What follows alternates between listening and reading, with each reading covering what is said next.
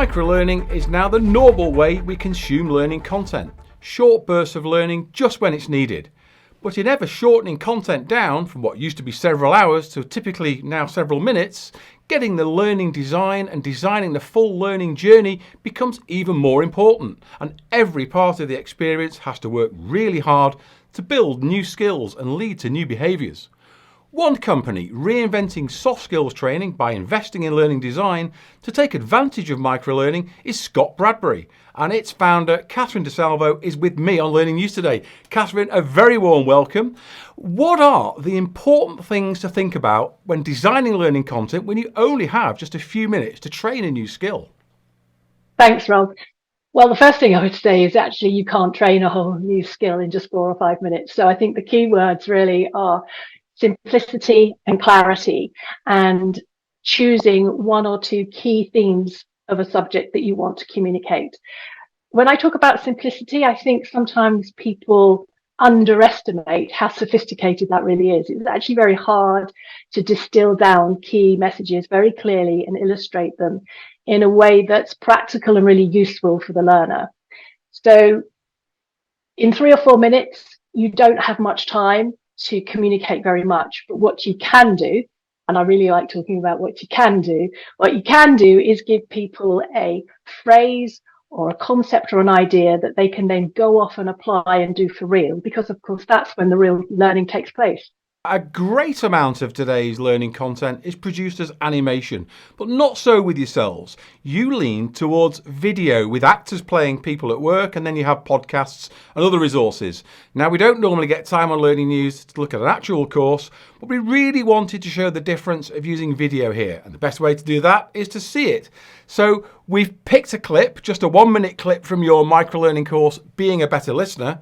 The whole course is only 4 minutes long, but we're just going to show a minute or so from it, and then we'll hear about the approach. So here it comes.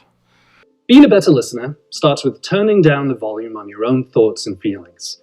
If you're thinking too much or speaking too much, it's hard to listen to another person because your attention is on yourself. I used to be like that. So as I was saying, I don't think that we should ask sales to do this for us.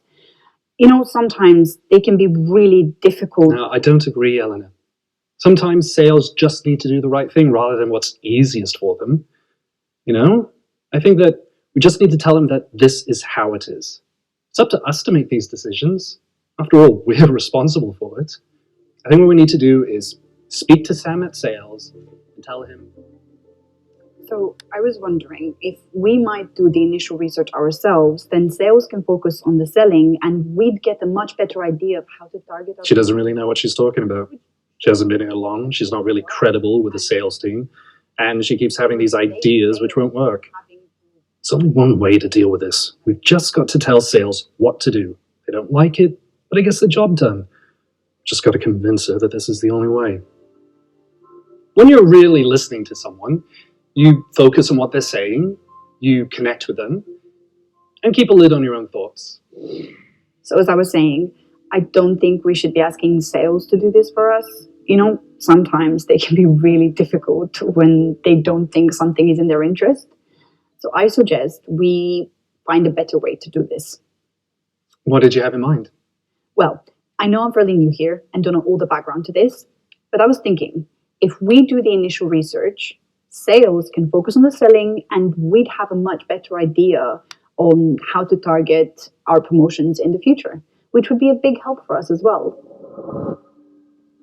Hold your horses, Tom. Let us speak. Don't jump in with your own immediate thoughts. Turn down the head chatter. Go on, Eleanor. I'm listening. I've been speaking to... We just watched a short clip of your Being a Better Listener course there. So much of the microlearning we have is done by animation. Why are you focusing on video? We focus on using the best medium for the purpose of the learning. So we use video to illustrate skills and behavior. Video is brilliant at doing that.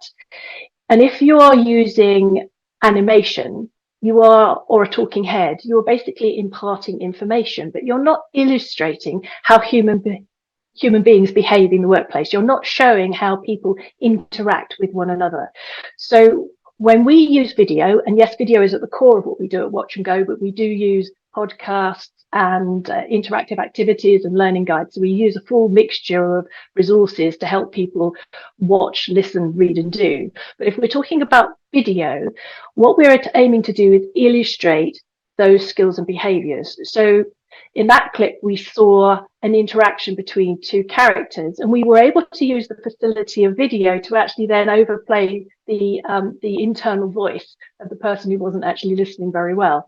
So it's choosing the medium to suit the message that you're trying to get across. And so for our video resources, we really feel strongly that we need to, where we are showing human behavior, we need to show real human beings in those scenarios. And that is going to be something that the learner is going to relate better to than simply absorbing information from a talking head, or perhaps watching an animation, which is cheaper to produce, but isn't actually going to capture the human element of it. Looking at that clip, I think that really comes across very strongly. I've just got on screen at the moment as well. You talked about using the right resource at the right time. And like you say, it's very difficult to learn an entire skill in just a few minutes, as good as that particular piece of courseware is. But you have the little challenges, 4-minute guides, and there's further resources to go and explore if they want to learn more about the topic. We would use podcasts to discuss a concept or idea, but we still have the focus on practicalities. So there's still a practical takeaway for the listener learner to take away and do as a result of listening to a 10-minute conversation with a subject matter expert. With the interactive activities, it's about prompting thought and getting people to really think about how they're going to apply something in their workspace. Let's take a wider look at your library. We've got it on screen. It's organised around everyday problems and the situations managers and workers find themselves in. Take us through, Catherine, here, what we're looking at and how the library is organised. All the resources we have are really based on real life work situations. We've been producing digital learning resources for getting off to, 2 decades. We're just celebrating our 20th anniversary this month. So we're basing this on a lot of deep-rooted experience and knowledge about what goes on in real organizations. And the resources themselves are really performance support tools that people can access in the flow of work at the point at which they need it, or they can be integrated into our clients' wider learning programs. They can be used in lots of different ways. We divided the resources into 4 major categories that you see here. So you have personal effectiveness, communication and teamwork, managing performance and productivity, and culture and well-being. Thank you. And you reminded me, Catherine, I should say congratulations. 20 years, very well done. There's only a small proportion of companies make it to 20 years. So congratulations, it's a great achievement. And I should mention as well that you've got a resource on your site about promoting learning, and there's some tips and tricks for people to explore about how to promote learning themselves, which they can come and get as a part of your birthday celebration. So that's there on your website. Thank you very much. Across the library, Catherine, what's in demand? What are customers buying the most of? Now, that's a really interesting question, Rob, because on the one hand, you've got what our customers are asking for. So the heads of learning, HR managers, people who are professionally involved in L&D. And those people tend to be asking us for the sorts of things you might expect me to say. So things like inclusion, diversity, equality, the whole EDI agenda, you've got stress management. Those are the topics that keep coming up. And then you've got the data that we have, which shows what people are actually clicking on when they actually are using the resources. And there you get a slightly different picture, because there you get things that are about, how to help me get better at my job, basically. And that's, after all, at its most simple level, which is what we're all about. How do I communicate better? How do I deal with somebody who's not performing in my team?